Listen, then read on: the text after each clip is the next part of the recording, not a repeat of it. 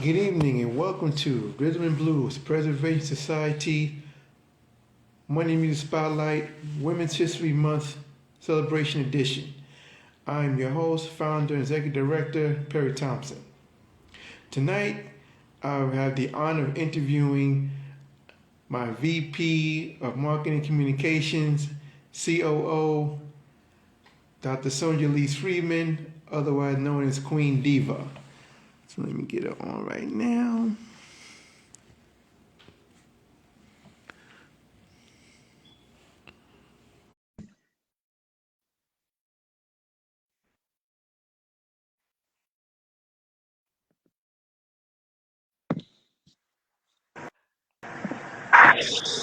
All right, ladies and gentlemen, we're here tonight is my sister, my vice president, COO, or some residents of the Rhythm and Blues Preservation Society, singer, songwriter, educator, doctor of theology, Dr. Sonia Lee Freeman. How you doing?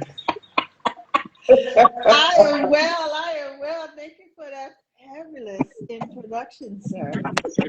Absolutely. You gotta do it right. You gotta do it right. Now, let's go. You're from my hometown, from Jamaica, Queens, right? Yes, yes. I was born in Jamaica, Queens. I was born at which hospital was I born at? I want to say Queens Hospital, Queens General. Queens General. I think I was born at Queens Okay. General. Yeah, same Yeah. thing. Yeah, me too. Yep. Really? Oh, Okay. see, getting to know. Wow. Now, you told me your dad was a musician, right? Yes, my dad, God bless his soul, Gabriel Hines Freeman Sr., he was a drummer. He played with Kool and the Gang when they were a jazz fusion band. Now, this is going way back during the years they were playing in Greenwich Village and around the greater New York, New Jersey area. Yeah. Wow. Did you ever see him Of before? course not. Harry, I was a baby. Hey, I, look, I just asked. I thought you saw him when he was in New Yes. York with the film. No. I had to ask. But I do Okay. remember sitting in front of the bass drum. My dad used to play. He used to practice for hours, and he would plop me right in front of the bass drum while he played. And my mom used to scream at him every time she'd come home because what are you doing, that baby, by that bass drum? And he would scream back, "She all right, she all right." And now to this day, my hearing and my my right ear ain't quite right because for Wow. hours I would be sitting in front of his baby just playing with my dollies. I clearly remember that memory. And so he would play all the time. So yeah, that's about the most. I don't know what was going on, but I knew it was playing, and I remember it was loud. But that was it. But I was a baby. I was about 2 years old, 1 or 2 years old, when that happened. Okay. Yeah. Now, when did you actually realize, you had a gift of music, right? At what age did you start singing? Well, my mom says I was always singing. I think she said I was as young as 2 years old, singing and just humming around, just making all type of musical sounds. It was about two, but I recognized that I could sing. I would say about 4 or 5, 4 or 5 years old. I remember hearing Okay. music and trying to mimic what I heard on the radio or Mhm. on TV. So I would say about 4 or 5. That's when I realized. Um, that I can sing notes, musical notes, but I didn't know that I could sing until years later. Yeah. Yeah, well, yeah, same here with me. Well, so, did you now growing up? Did you? Well, high school, did you go into any talent shows growing up as a teenager, performing talent shows, stuff like that? Well, the thing is, I was born in New York, but then I came down to Houston when I was about 7. And Okay. between that time, I was always in choir. I always participated in choir classes, and just really just music was just always a part of my life. So I always gravitated to those classes or after school programs or community programs. But it wasn't until junior high that I got into music, like choir and band. Um, and I didn't get into talent shows until high school. And so we moved to Houston. My mom became a nurse around the 80s. That's when it's the big boom for nurses to come down to Houston. And so we came down to Houston in the 80s, was there for a little while. Okay. Then my mom married a soldier in the Army, and then we moved to Louisiana. Then we moved briefly to New York for a while, and then we actually stayed for a few years in Fairbanks, Alaska. And so while I was in Fairbanks, what was it like? yeah, I was in Fairbanks, Alaska. We was at Fort Wainwright in Fairbanks, Alaska, Squarebanks, Alaska. And that's when I learned how to play the clarinet. That's when I was in the choir. And I really excelled as a musician, just trying out different things musically. And then when we moved back to Houston when I was about 12, I skipped a grade. So I started high school at 12. Then I got in a band. So in high school, I was in band and I was in choir. I was in junior ROTC, Marine Corps, hoorah. And I also did extra things around the school. But I only entered one talent show in high school. But it wasn't a competitive talent show. It's more like a talent showcase. We didn't have like winners, or if we did, I don't remember. But I was only in one talent show. I auditioned once, and then I got it. And then the second year, I wasn't accepted. The second year, and that was the only time that I was in a talent show was my sophomore year at Willow Ridge. That was it. That was the only talent show that I was in high school. Okay, so when you moved, when you made the final move to Texas, that's when you basically were stable in Texas that last time. Well, there was more times that I moved, but for high school, I was there for high school and college in Texas. Okay. And so I stayed those 4 years of high school. I did nothing but music. It was anything and everything music, and then also fashion. Those two things I did when I was in high school. I was in a band. I was in a marching band. I was in concert band and choir, concert choir. So I did a lot of music when I was at Willow Ridge High School. Yeah. Okay. Anybody at the high school that became famous that we would know about from the high school? Yes, actually several people. Thurman Thomas, he is a Hall of Famer, Buffalo Bills. I was in his algebra class. Yeah, we shared an algebra class. I was a freshman and he was a junior, and we was in algebra class together. Diary of Jade, we were actually best friends in high school. She came from Los Angeles. She moved to Houston, and she was at Willow Ridge junior and senior year. Last part of her junior year, all of her senior year at Willow Ridge. And Diary of she's of Jade, the lead singer of Jade. And several other people like football players like Charles Arbuckle and people like that. Oh, and the Grey's Anatomy. I can't think of his name. He graduated a few years before I did. I see his face, but I can't think of his name. But he's a oh my goodness, he was on Grey's Anatomy, and he left mid-season of Grey's Anatomy. Oh, I can't think of his name. I can't think of his name. You talking about Isaiah Washington? Yes. He's a Willow Ridge graduate as well. Yeah, Isaiah Washington. Okay, wow. So See, wow. Yeah, there's a few so famous people, yeah. Wow. Okay, so you went to high school, you went to college right after high school, or you took a break? I went immediately after. I was actually accepted. I applied for Syracuse University, actually. And Syracuse told me to wait a semester, go to another school for a semester, and then transfer, because I didn't score well on my SATs. Although I was in the top 10% of my class, and I had a 3.2 GPA, my SAT scores wasn't that great. Because truth be told, I didn't study. I didn't study for the SATs. I didn't really understand the importance of it. So I went into the test not really understanding what I was doing. So they said, go to a school for a semester and then transfer later. So I couldn't think of any school to go to. My mom found Prairie View A&M University, a part of the Texas A&M system. So I went to Prairie View, and My major is music and my minor is fashion design design.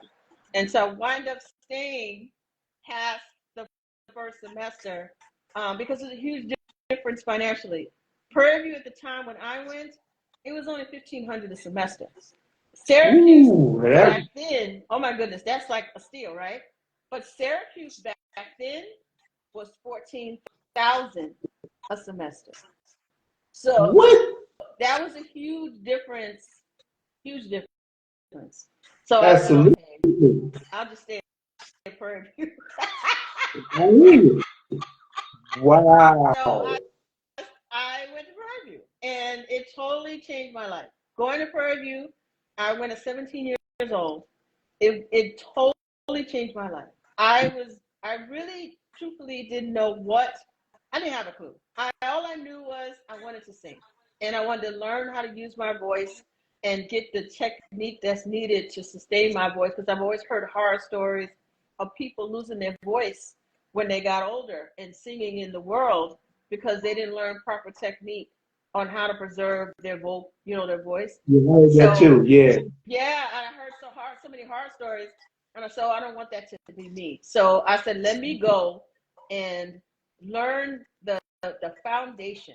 And Prairie View teaches, or most of the school teaches classical music. So classical music is the foundation they teach for vocal techniques. And so I said, well, let me do that. And I'm so glad I did, because all the techniques that I learned at Prairie View, I still use today, from diction, breathing, just speaking, the whole nine. It really made a difference. And at the time, I didn't understand, and it was a bit challenging learning, because you go from high school where you just la la singing, but you get to college, and she's like, no, you got to stand up straight. No, you got to breathe this way. They got to hold a note this way. You got to pronunciate this way. And I didn't think it was that serious. I didn't know it was that complex. I didn't realize learning how to sing was so complex.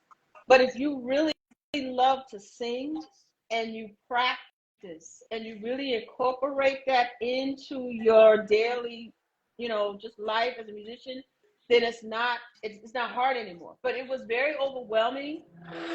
It's so wild, I've never talked about this before, but it was very overwhelming that first semester learning, because not only did you have to learn music, but you had to learn songs in different languages.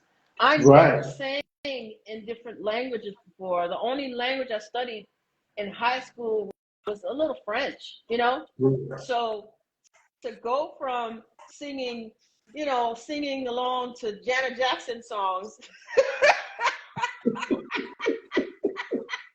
learning how to sing in Latin and German and Italian, it was a huge shock. It was a huge shock. I mean, I just couldn't believe that this was required of me to get a degree. And thankfully I was clueless, because if I really knew all that was involved in getting that degree, I don't think I would have studied music.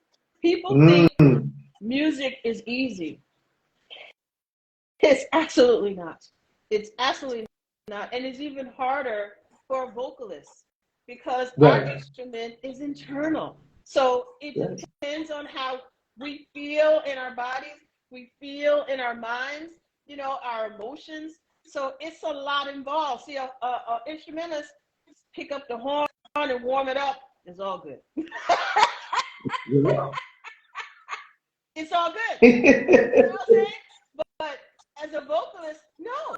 You gotta get up, warm your voice up, get your mind ready, hit the notes. Listen, I'm a first soprano. So, and a lot of the things we had to do and sing were early in the morning. And that is not the time for a first soprano trying to sing high notes. Is early in the morning. And I had 8 o'clock classes, and I didn't know what I was thinking. I'm like, wait, why in the world would I choose to do a voice lesson at 8 o'clock in the morning? 8 o'clock in the morning. I never did that again. I did that one semester. Early in the morning, your voice, as a singer, your voice is changing. It's different in the morning than in the afternoon. It's waking up. It's waking up. Your voice early in the morning is working up. So as a soprano, as a first soprano, going to Prairie View for an 8 o'clock class, talking about I'm gonna take a voice lesson. I had no idea what I was doing. So it took some time when I was in school to really navigate as a vocalist.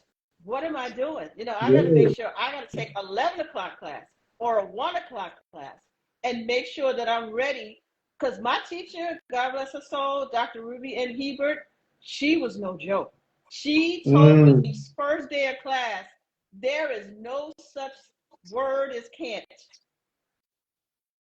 That was her first speech to me walking into her studio. She said, I don't care what you heard before you came through these doors, but there is no such word as can't. So when you're in my studio, you're going to try.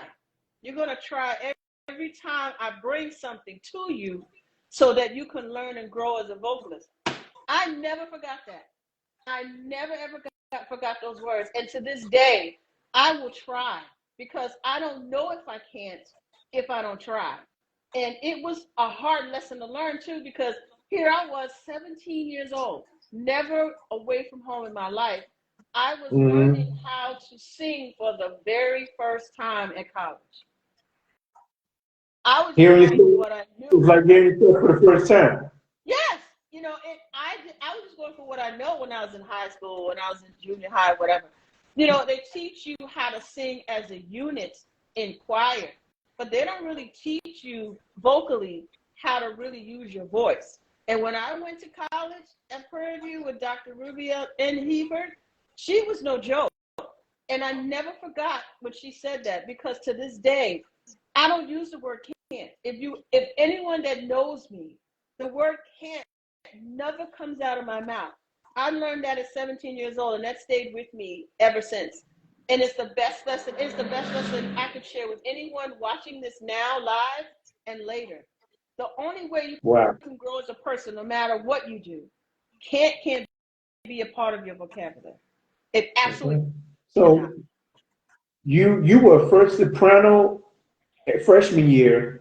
Now, did your voice start to change as years went by throughout college, or did you stay a soprano? Yeah, I was classified at Prairie View as a coloratura soprano. So it's not only is it a vocal range, but it's a style of classical music that voice majors, women sing. Right. Oh, Kwame, hey, Kwame. Kwame is one of my dearest friends from New York City. He's a Broadway baby. He's been doing Broadway since he could breathe. Okay. And he, actually, sidebar, he's the one that named me Queen Diva. Kwame Michael Remy. He is the one that actually named me Queen Diva. We were at a networking event that my BFF, Ayanda Sunshine, who was our visiting performing artist for the Rhythm Blues Preservation Society, and he heard my song called I Am Your Queen. And when he heard the song and he realized it was me singing, he said, oh, you sound like a Queen Diva, honey. I love this song. And I said, Queen Diva? He said, yes, that song is fabulous. And it just resonated with me because I never had anybody refer to me before, which is really powerful. I've never had anyone refer to me as a queen prior to him saying that, or a diva. Well, once I did. My voice teacher at Prairie View, she told me this, and this stayed with me too. She said, you could be a diva if you act right. And she would say that to me from time to time when I would come in her studio not prepared, or not singing the song correct, or not taking seriously her time in teaching me. And that stayed with me too. Those two things stayed with me. The word, not using the word can't, and being a diva if I act right. And that stayed with me after she told me that in class, because she was so frustrated with me. She said, you got all this gift, you got all this talent, and you don't even know what you have. She said, you could be a diva if you just act right. And that stayed with me. Okay. And so fast forward, when Kwame heard the song, and he called me that, it resonated with me in calling me Queen Diva, and it just stuck. It just stuck with me, and it's been with me from that date, and that was in 97, like 97 or 98, and so I've been Queen Diva ever since. Yeah, I've been Queen Diva ever since. So you graduated from Prairie View with honors in music, And then you after that, did you got into the business right after that, or you just took, or you went to another field of occupation? Okay, so undergrad, I didn't graduate with honors. Yeah. I didn't graduate with honors. I listen. When I got to Prairie View, my mind was on just getting through the classes and leaving. Now, in my major, I did have A's and B's in my music classes, but in my academic classes, I was just getting by so I can get back to my major classes. That's really what that was about. But I could have been, but I lacked the discipline that I needed. After I left Prairie View, those years between I graduated in 91, and between 91 and 97, when by the time I met Kwame, I was just trying to figure it out. I sang at talent shows. I was doing black theater. I was doing Yeah. some modeling. I did some fashion merchandising. It was a whole lot of things. I was just trying out to see what would fit for me. And I'm glad that I did, because that helped me as a songwriter, that helped me as a vocalist, and just trial and error and disappointments and things like that. I left Houston and I went to San Diego in 94. And I was there from 94 to 96. So Okay. my first opportunity working in the music industry was at a record label called Demo Records. And Demo Records was a local, it was a local label that had a few artists. And they had one, I think she was like a blues R&B singer that was their top artist. And then they had some rap groups and things like that. And I got to experience working in the studio, writing hooks, doing background vocals. I was so excited, and I wanted to get signed as an artist, kind of like that Motown kind of vibe. Um, but unfortunately, well, I'll tell you this first. So when I was there, and I was just thinking about it the other day, the owner of the label, he sat me down, because I was a little chubby. I was like maybe like a size 12, 14. And he said, listen, you have a really great voice. You have a great voice on a level of like a Tony Braxton or a Whitney Houston. But for you to make it in this town, you're going to have to lose weight. And I was so offended. I was so offended. I was just so sad by him telling me that. And I said, what? What do you mean? There's other people that made it. This person. He said, yes, those people are established artists and they gained weight over time. But if you want to make it to the level of a Tony Braxton or a Whitney Houston or whatever, you're going to have to lose weight. He said, and I'm telling you from the heart, I'm not telling you to hurt your feelings. I'm telling you, this is how the market is now. Now, mind you, this was 94, 95. So that's when all those girl groups in vogue and all them, size zeros and size fours, and he was putting all those girl Mm-hmm. groups together. And, it was very rare that they had any solo artists. So he was speaking facts, but I was sensitive and my heart was all broken. And so I said, okay, whatever. And I didn't think nothing of it. But I Right. still wanted to be signed to him. But I'm glad I didn't, because not even a week or two later, the record label folded. He locked the doors to the studio and disappeared. And the artists that he owed money to, they didn't get paid. They didn't get their masters. They didn't get nothing. And I was like, Wow. oh my goodness. So I was so glad that I didn't sign any contracts or anything with him. No money was exchanged, nothing. But it was a valuable lesson in really understanding how the music industry works, and talking to now this is somebody who was shiesty to a whole lot of people, but he sat me down and spoke to me in a genuine way on what to think about and do as a vocalist and an up and coming singer and songwriter.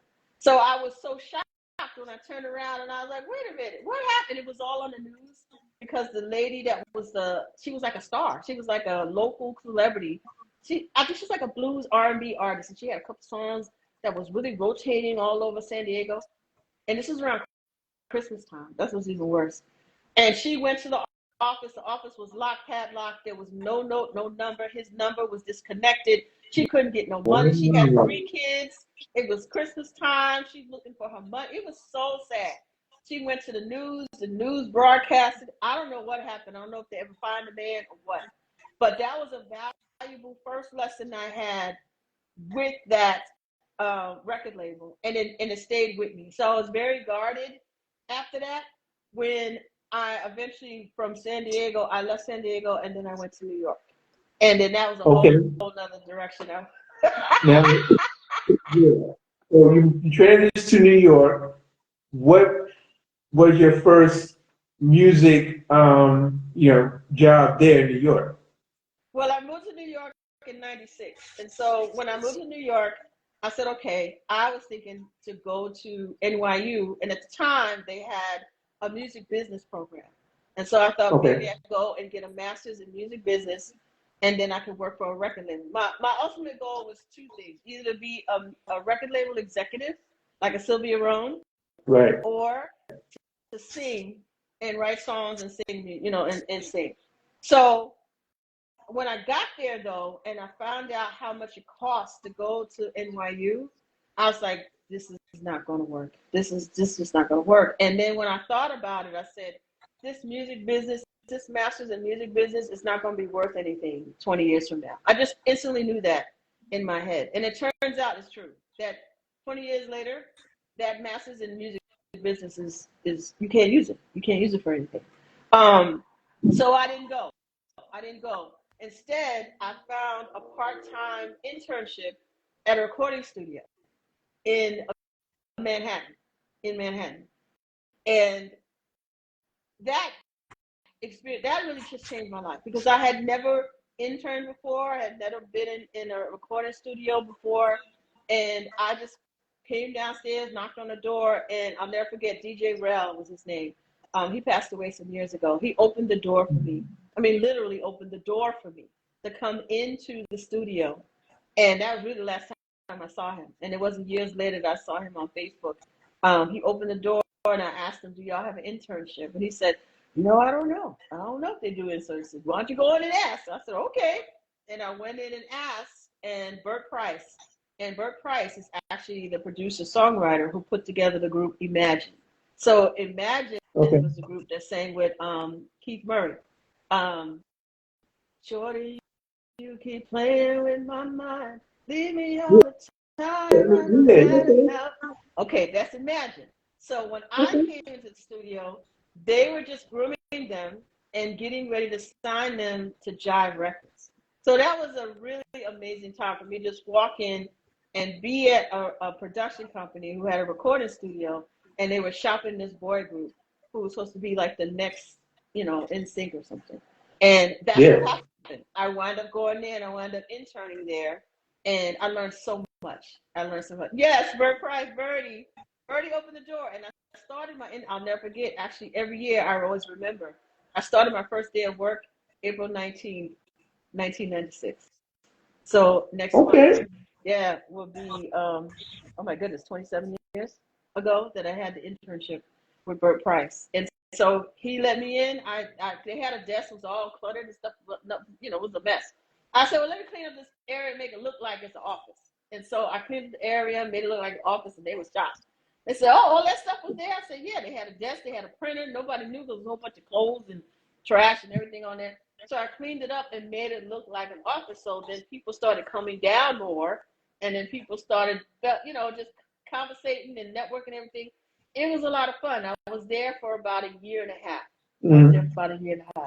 Yeah, it was fun. It was really fun. So, That was like, so after that year and a half, did you decide what was your next step?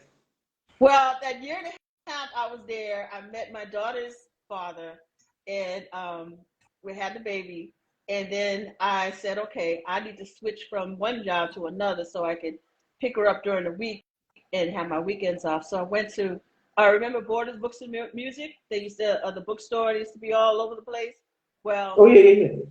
I got a job at 57 in the Park location. And while I was there, I got to start an independent music stand. So I told them, listen, I will go and recruit different independent artists to see if they like to have their CDs showcased in one of the kiosks. And they said, okay, fine. So it wound up becoming very popular. People wanted to inquire about getting their CDs in the 57th and Park location.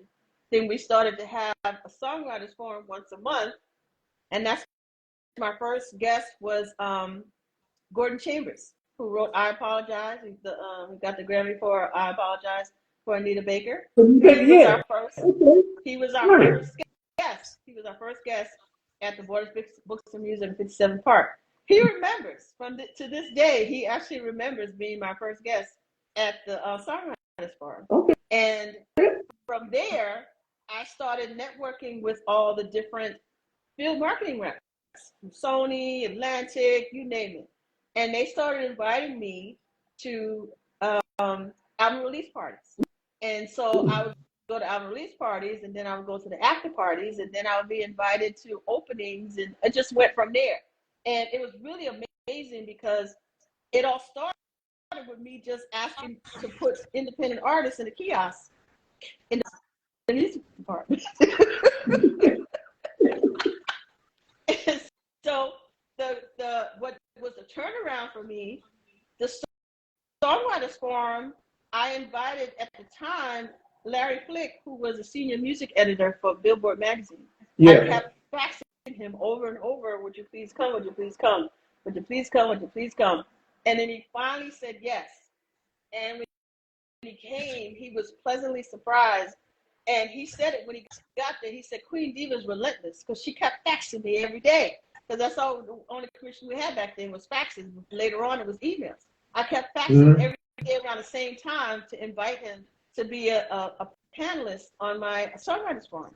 So he finally came. And when he came, he loved it because the format was we have a discussion, and then we would have a hot seat. And we would invite different songwriters to sit in the hot seat, and they would play their song. They would just play the verse and then the chorus, and then everybody in the room would critique the song. Now, only the strong can survive now, because not everybody was kind, and they didn't like it.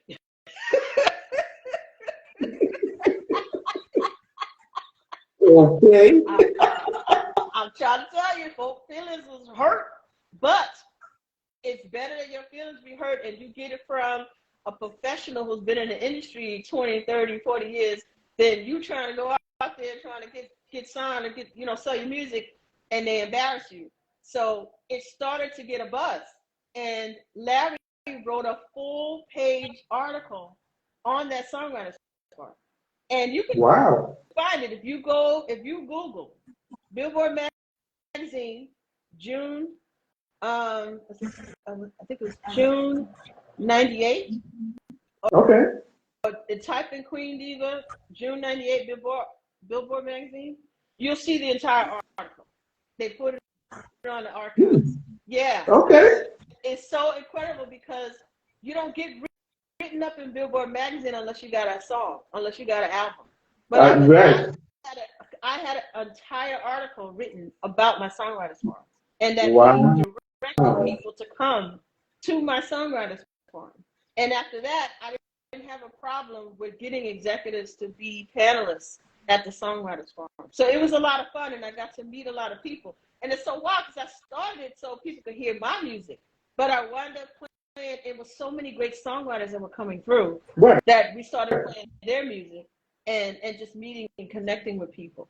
So that was the highlight of my my career in getting into the industry in New York. And then after that, I could really go anywhere and talk to different people and get in different places. Just because I started the Songwriters Forum and then had the write-up in Billboard magazine. Yeah. Wow. So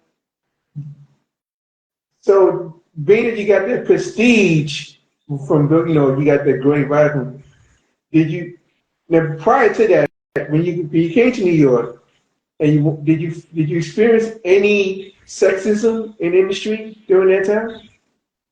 Not when I came to New York, but as I got into the industry and I did the Songwriters Forum, and then I moved it from Borders into Club Groove in the Village, and we would meet there once a month and have the forum. What I found was the Songwriters Forum started gearing toward urban songwriters, and I started getting a lot of hip hop songwriters and R&B songwriters. And for some reason, a lot of the people that I would talk to try to get on the panel or just different people, they would talk to me in a demeaning manner because I was a woman. Because I would be the only woman in the room talking business. All the rest of the girls looking cute and posing and all that kind of stuff. So I did experience that when I would try to talk business and recruiting people to be a part of the forum, but that was because I was trying to talk business. You know, I wasn't trying to be all up in somebody's face and all that kind of stuff. But when they heard me talk and they realized that I really was about business, they would take me seriously. But initially, yes, you do get sexism. You do get, you know, I don't know how it is now. It was really harder then. The music industry has changed tremendously since then. But back then, it was a challenge trying to be taken seriously because you're a woman. And because I was in hip hop, most of the time I was in hip hop, I had to take a more forceful characteristic, which wasn't really my nature, but I had to be taken seriously. And it started to weigh me down. It started weighing me down trying to take on such a, you know, because I had to curse and, you know, be kind of mean spirited because they didn't accept you to be a nice or pleasant or cordial. It was a weird thing, but I did experience that. And then I had to step away from that because that wasn't the direction I wanted to go. I felt like I shouldn't always have to explain myself because I'm a woman, wanting to work in the music industry and be taken seriously. And that was an issue initially. But once my reputation got around and people knew that Queen Diva don't play, so either you're gonna be with it or not, or just get out of her way. And that became that later. But at the beginning, I had to prove myself so that they could listen or would listen. And that was a bit. You know, that was a bit. And it turns out I wasn't the only one that was happening to. Yeah. Wow. Yeah.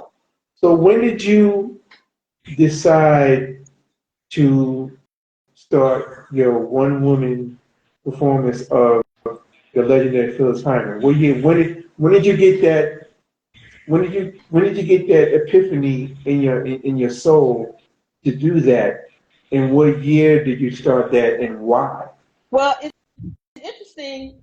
I got to know Phyllis when I was at, you know, just her music when I was at Prairie View. When I was at Prairie View, someone handed me a cassette of her Living All Alone album.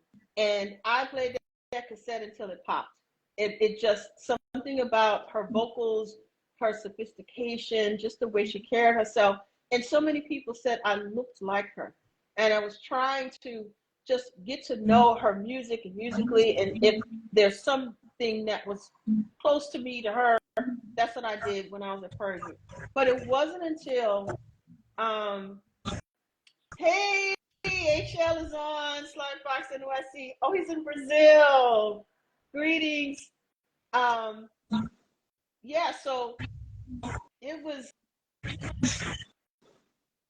I don't know.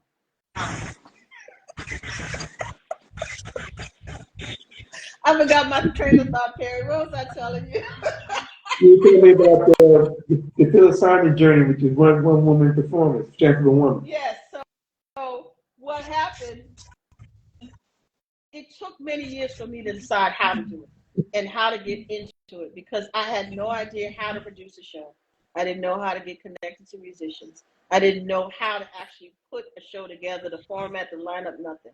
So it wasn't until I moved back to New York in 2012 and I was working for someone and she had just recorded an album. I did background vocals for her and I thought everything was good with me, but then I was like, there's something missing that I need to produce myself that's mine, I can call my own.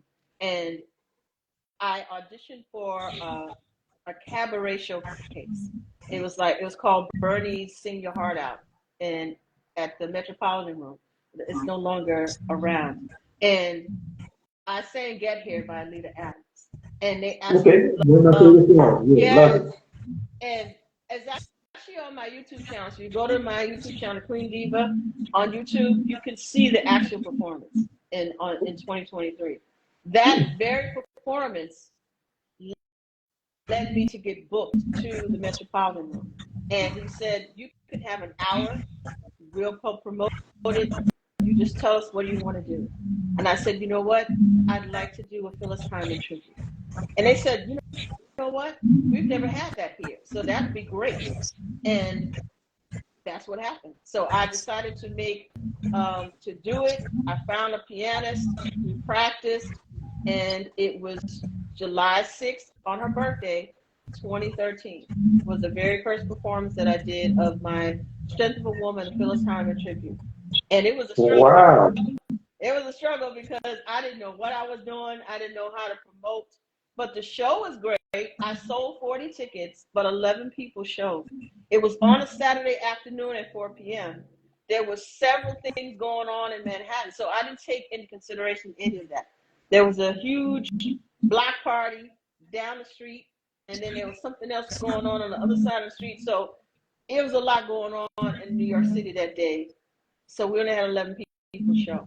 But the one person that did show, and I was so happy, Phyllis Hyman's cousin, second cousin, came down because I had reached out to her to see if she would come and support the show.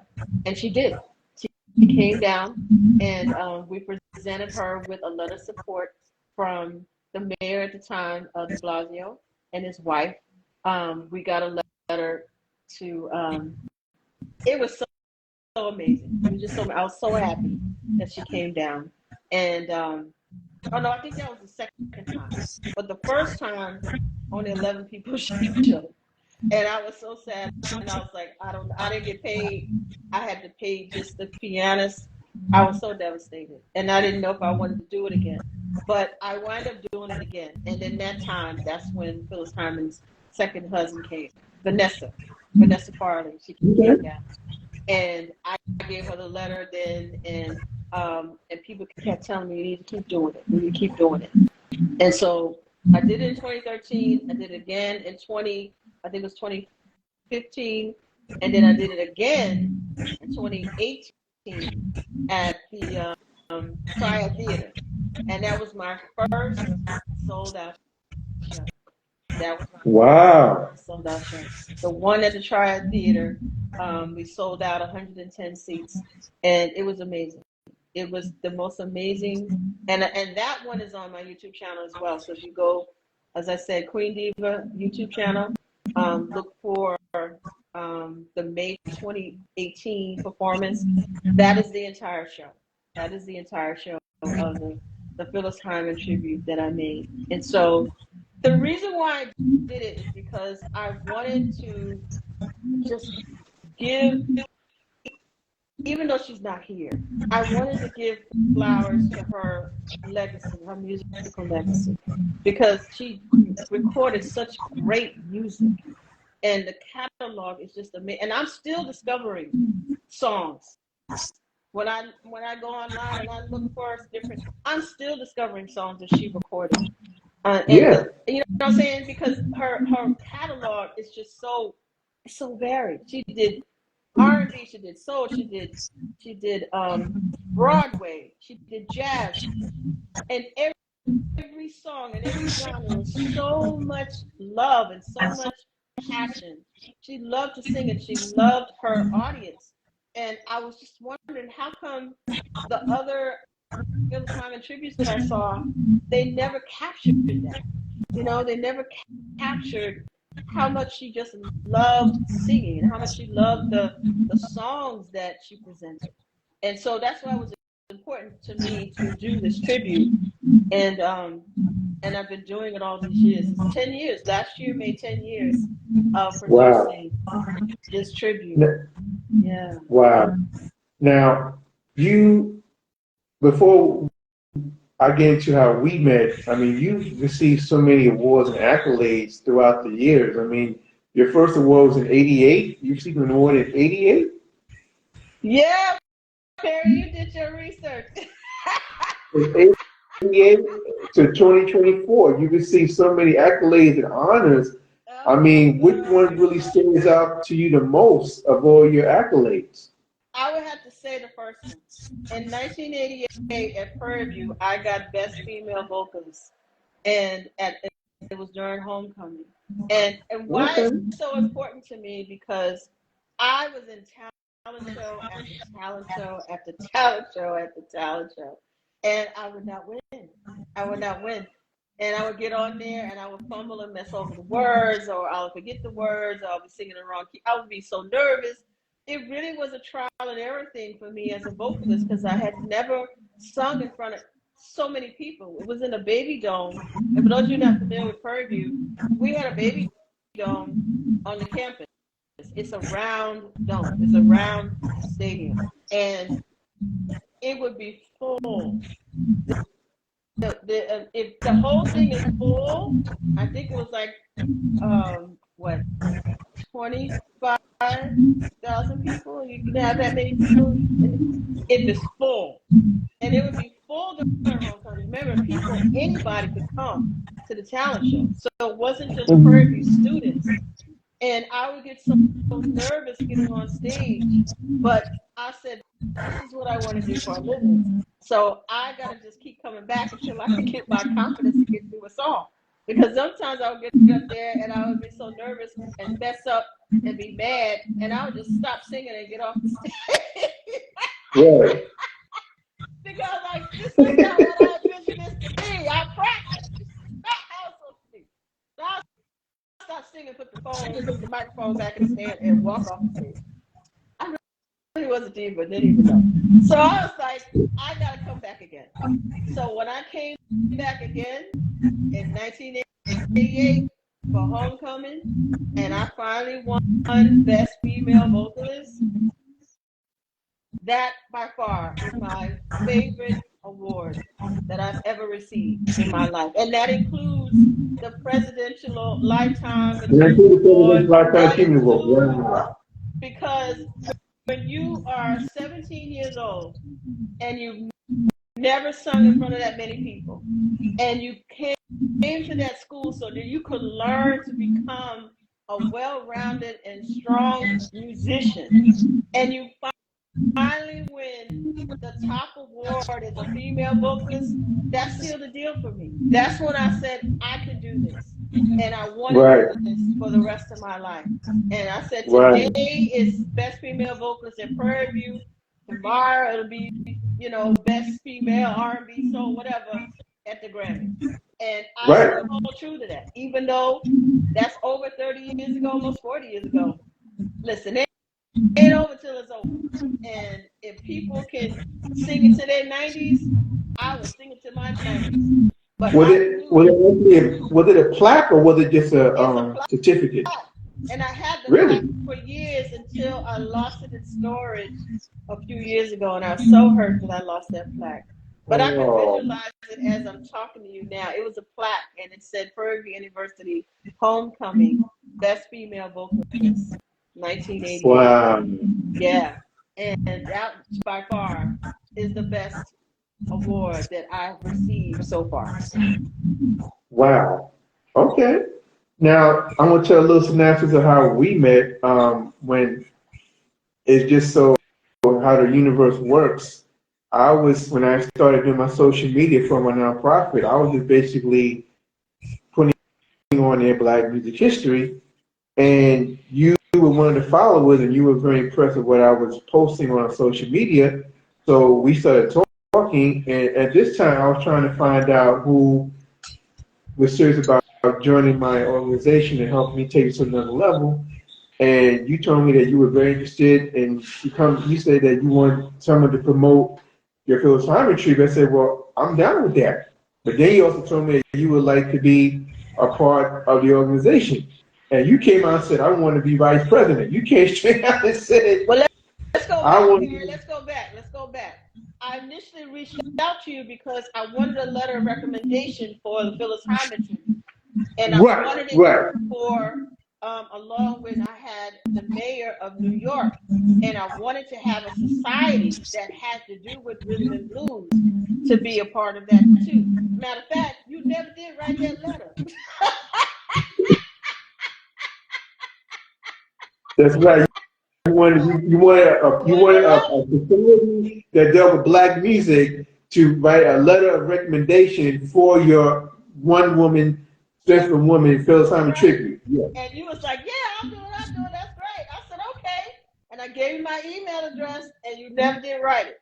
But I kept in touch with you because I loved what you were posting. And so years later, when I moved back to Houston to go to grad school to get my executive MBA, we reconnected when I posted on your page, your Twitter page, on one of the posts that you had. I was really impressed that you knew the knowledge about that. I don't know what it was, but I said, this is great, Perry. You still doing this? Because I had lost touch with you for a while, and I was impressed that you were still going. You were still doing it.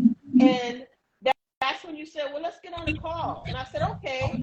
And then we got on the call, and you started saying what you were doing since the last time I spoke to you and asked for the letter of recommendation, and that you really wanted to get the nonprofit in full swing. You couldn't seem to get it in full swing. The most you knew how to do on your own was to get the word out about it on Twitter. And I was like, really? Because I really thought that you were a woman. I thought you were a woman at first, because you were so polite. Because usually, and I hate to say it, but usually men aren't so polite online. They're not so polite. But you were still, but they're not. But you were so polite, so I thought you were a woman. And then when you got on the phone and you said, hi, I'm Perry. I said, this is Perry? I said, you're a man. He said, yeah, I'm a man. I said, oh, because I was so shocked because you were so polite. And we just got along so well on the phone, and we're talking about our experiences in the music industry and how passionate you were about the Rhythm and Blues Preservation Society. And I shared how passionate I was about doing the Phyllis Hyman tribute. And then that's when we connected. And I said, well, I'm in Houston working on my executive MBA. And you said, Right. well, I really want to get this. And I remember your words clearly. You said, I really want to get my nonprofit moving forward. And I want more people to know about what I'm doing. And I like to lecture at universities and get people to know about the importance of Black music and Black music culture. And That's right.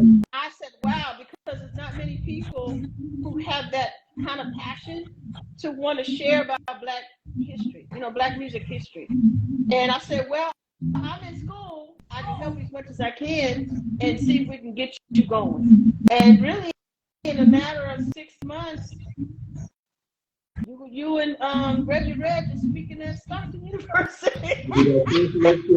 November 2021 was our first lecture. Yeah. And, we've been rolling ever since you got that first lecture. I gotta let people know this. Queen she put me through a little test to see how serious I was about doing it. So she said, well, I want you to do this. And I did it. Did you do this? Yes, you do this. So she had to see for herself that I was serious about taking the Rhythm Blues Preservation Society to a level of Black music education. So I was very serious about that. And then when we decided to do our first, that's what I want to do, a lecture at a university. She said, okay, it's Hip Hop History Month, November. I know Reggie Reg. I set up, I called South University. I spoke to Dr. Beverly Vaughn, Dr. Dontrell Allison. We made it happen. Our first lecture was at South University, a major university at that, for Hip Hop History Month. And I was like, whoa. So that was the beginning of Queen Diva and I taking this on a level of Black music education and Black music culture to expand around universities and colleges. So we have, ever since then, we have expanded throughout, I'm not sitting here being arrogant or braggadocious, but we have done historical things with this organization, and I'm very proud of what we've done. So meeting Queen Diva definitely was divine intervention. I appreciate her knowledge. I appreciate her spirit. I appreciate her candor. I appreciate her strength. And it's been a total blessing, and for her to be a part the Rhythm Blues Paramedic Society.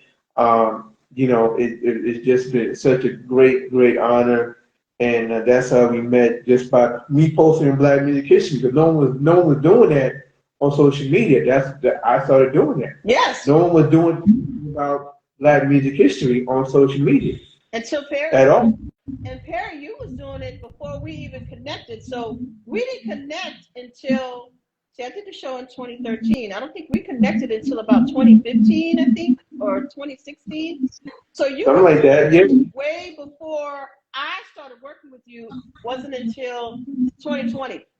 So for these last 4 years, when we started to get more visibility, then other societies and music oriented, R&B, soul, Black excellence kind of thing, they started copying what Perry was doing. Perry was the first one to be celebrating the birthdays of artists, of Black music, Black American artists. He was the first to recognize, their accolades and things like that on a consistent basis. Perry, right. And now they're all starting to do it. Now they're starting to do walks of fame and all that. And we had the idea to do it. We just didn't have the funding to do it, and they wound up doing it. But it's okay. Imitation is the best form of flattery. And we know what we're doing is groundbreaking because other people are trying to do it too. But it's all good. That's right. Because we're definitely going to do the other things that we have in mind. And we know to hold on to it until it's done now. I want to know, outside of during the time that you were, doing the industry, tell me, what was one of your most iconic stories that wow, after you met someone, or what's an iconic story that you experienced that you were a part of during the time of you getting into the business? Oh my goodness, it's so many. I first want to make a shout out to Ashley, my girl Ashley came on. Hi, Ashley. I would say one of the iconic moments so far is me meeting Prince. That was one of my most iconic moments. I was producing my songwriters forum, and I went to the album release party. Hey, I went to the album release party for Shaka Khan. It was the year that Prince produced Shaka Khan's album, and they had the album release party at Club Cheetah in Manhattan. And back then, that's when it was popping. Club Cheetah was popping back then. So I went to the album release party with a mission to give my flyer of my songwriters forum to Prince personally. Now, one thing about me, when I got my mind set on something, I'm tunnel vision until I get it done. So sure enough, I saw Prince at the party. And he was sitting down with, I don't know if you remember the MTV VJ Ananda Lewis. She was she was rolling tight with Prince back then. And so what I did was I took a piece of paper, put it over my head in the direction of Prince and Ananda Lewis. And so Ananda saw me first, and then she nudged Prince and saw me with the paper. So I extended the paper out to Prince, and she took the paper. And both me and Prince was looking at her like, that ain't for you. That ain't for you. And he lightly took the paper out of her hand. And the paper was my flyer. Now, back then, I ain't had no graphic skills. So all I did was type out neatly Borders, Books, and Music, Songwriters Forum, first of the month, whatever the date and time. So when I saw him and he received it, he looked up and he just nodded his head at me. I said, okay, it's all good for me. I can leave. I don't have to stay for nothing else tonight. But let me tell you the second part to this. So I went home, didn't think nothing of it. How about, this was Friday. How about on, I think it was Saturday afternoon, I was told that Prince lived at the top penthouse in the same building where the Borders Books of Music was at. He didn't know that Borders Books of Music was at the ground floor of the building that he lived in. So he came to the Borders, and he actually was shopping with his bodyguard. Now, let me Wow. say this, yes. And the bodyguard, just watching, observing people, Prince is trying to shop. One of the cashiers recognized him. Everybody panicked and yelling, Prince, Prince, Prince. The bodyguard scooped him up and ran him out of Borders so nobody could touch him. He's a little man. It was a big bodyguard. Scooped him up, took him out of there. The very next day, the bodyguard came back and bought his stuff. People came when I came to work that day, the Monday morning. They said, "Did you know that Prince came here?" I said, "Yeah, I gave him an invite." I said, "He came here?" They said, "You gave Prince the invite? You're the reason why Prince came to Borders the other day?" I said, "Yeah, he came." They said, "Yeah," and that's when they told me the whole story. So I would say that's like the best highlight so far. Wow. Was meeting Prince. Oh, it's 8 That's o'clock deep. already. That hour went by way too fast, Mary. We need a part 2.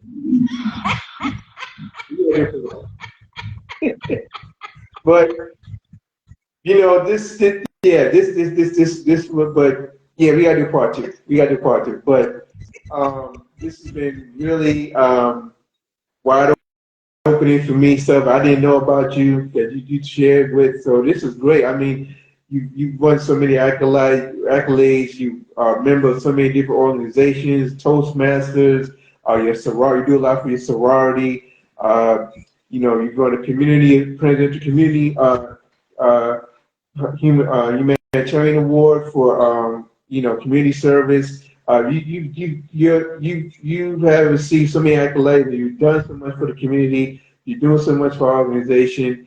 We just wanted to, for Women's History Month, just wanted to give you honor and I thank you for what you're doing for not just for me but for your community in Houston, Texas. You have great respect down there in Houston. You have a good reputation down there in Houston, Texas. And, we wanted to honor you in Women's History Month for what you've done in the industry and in your community. And, we salute you. I salute you. I thank you for being a part of the Money Meets Spotlight Women's History Month edition. I thank you for being part of my mission. And, we're just going to continue to go forward in 2024 and beyond. Thank you so much, Perry. This is a fun ride we're on, and we ain't seen nothing yet. There's a lot of great things that we're working on. I can't wait to share with the world soon. And we definitely got to do a part 2. I didn't realize how much I've done. There's more I should really share. So you let me know when you want to do part 2, Perry.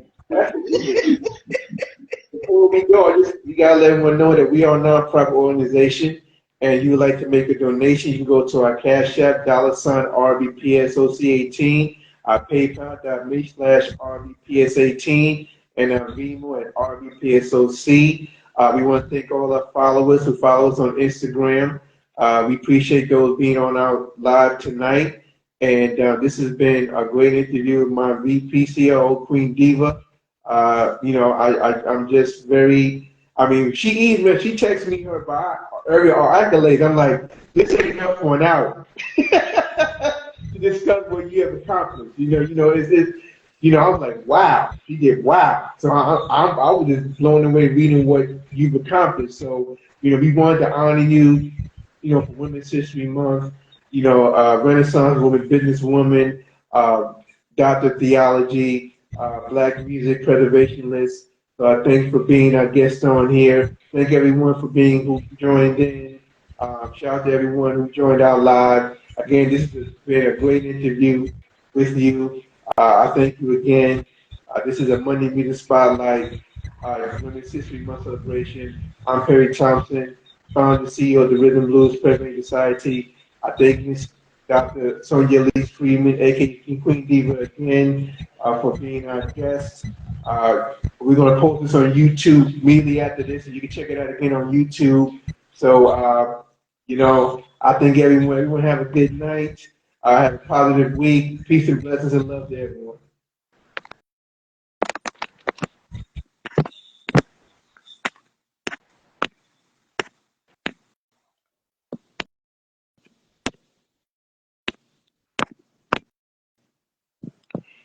Okay.